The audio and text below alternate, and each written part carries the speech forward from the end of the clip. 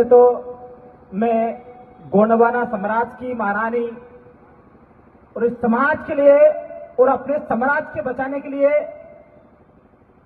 और अपने समाज को नई दिशा देने के लिए अपनी प्राणों की आहुति देने वाली ऐसी वीरांगना रानी दुर्गावती जी के चरणों में नमन। और इस छिंदवाड़ा किसान स्वर्गीय दादा मनमोहन सिंह भट्टी के चरणों में नमन। और इस हमारे धर्मगुरु और पूरे देश में विख्यात दादा मानसिंह उन्नति जी के भी चरणों में नमन करता हूं। शायद वो यहाँ पर नहीं आए, लेकिन मेरा लगाव है।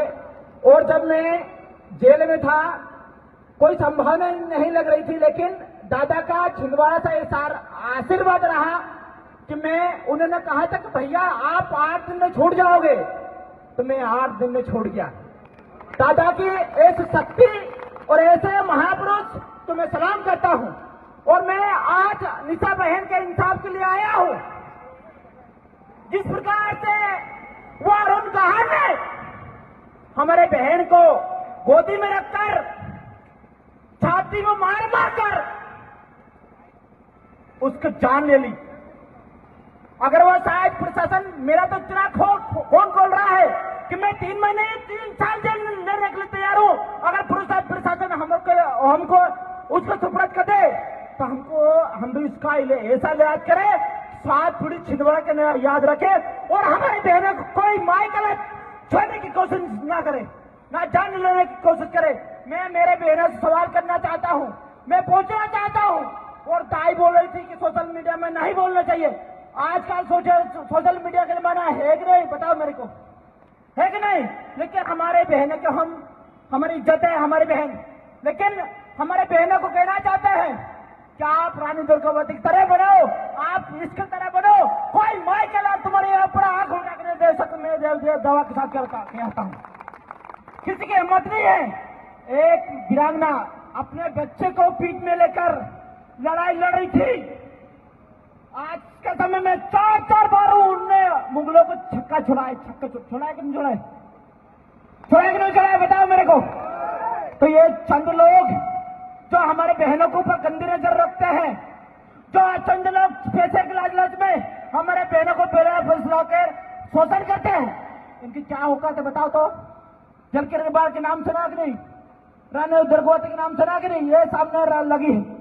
मैं हमारे बहनों को भी कहना चाहता हूं, आप लोग जब तक समाज से जुड़कर रहोगे तब तक सेफ रहोगे। और हम हमारे बहनों को छोड़ देना चाहते हैं, खुले छूट। क्या आपके भाई अभी जिंदा है?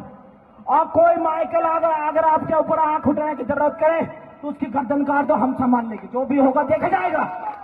लेकिन इस प्रकार से गलत तरीके से किसी के साथ ना तो संबंध रखना, ना कोई व्यक्ति को इतना मौका देगा कि वो अपनी जान ले सके।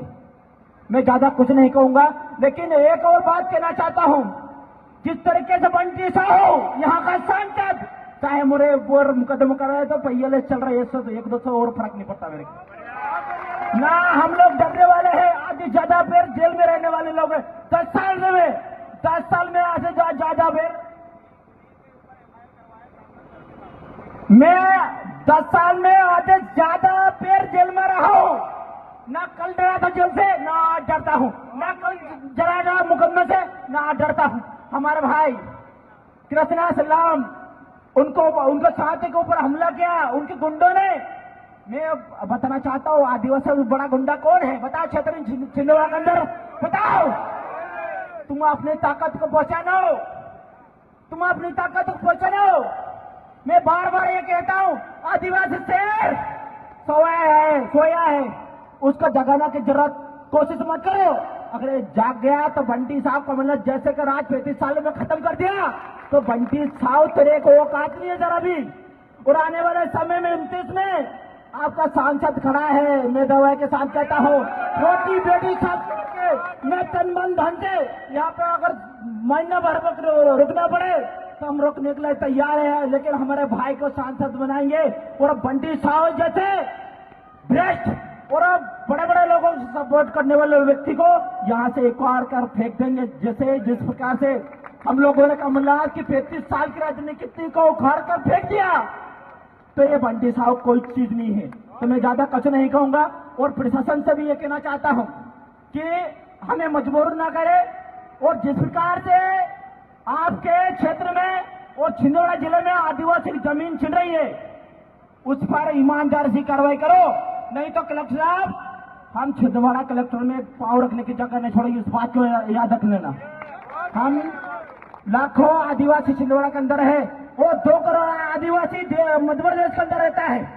अगर गलती से छिंदवाड़ा के अंदर आ गया तो ये आप सब लोगों को डिपार्टमेंट के लोगों को भगने के लिए जगह नहीं मिलेगी, इस बात की कहना चाहता हूं। तो मैं ज्यादा कुछ नहीं कहूंगा। जोहार, जिंदाबाद, लड़ेंगे। आधे लोगों के हाथ नहीं उठ रहे, मेरी निगाह चील की निगाह ज्यादा खतरनाक है। आवाज आप सब लोगों को पता है मेरा आवाज कैसे गई? पता है? कितने लोग जानते बताओ? कितने लोग जानते हैं? पीछे जानते हैं? सब जानते हैं भैया, सब जानते। मैं घायल जरूर हूं, लेकिन आज भी समाज के लिए लड़ने का जज्बा वही कि वही है और आज भी हम समाज के लिए जान देने के लिए तैयार है और देना भी पड़े तो 10 बार देने के लिए तैयार है। वो एक हमले में 10 हमले करवा दो, लेकिन ये जो समाज की लड़ाई हम लड़ रहे हैं वो इसमें किसी भी कंडीशन में पीछे कदम नहीं हटाएंगे। इसके लिए अगर हमें मरना पड़े रानी दुर्गावती की तरह तो हम मरने के लिए तैयार है, लेकिन समाज के ऊपर अत्याचार नहीं सहेंगे, ना बहन बेटियों के ऊपर अत्याचार सहेंगे।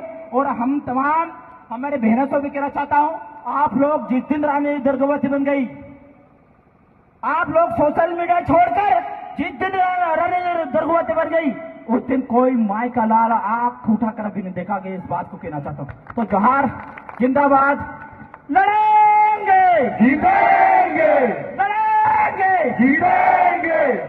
अभी तो ये अंगड़ाई है, आगे और लड़ाई है। अभी तो ये अंगड़ाई है, आगे और लड़ाई है।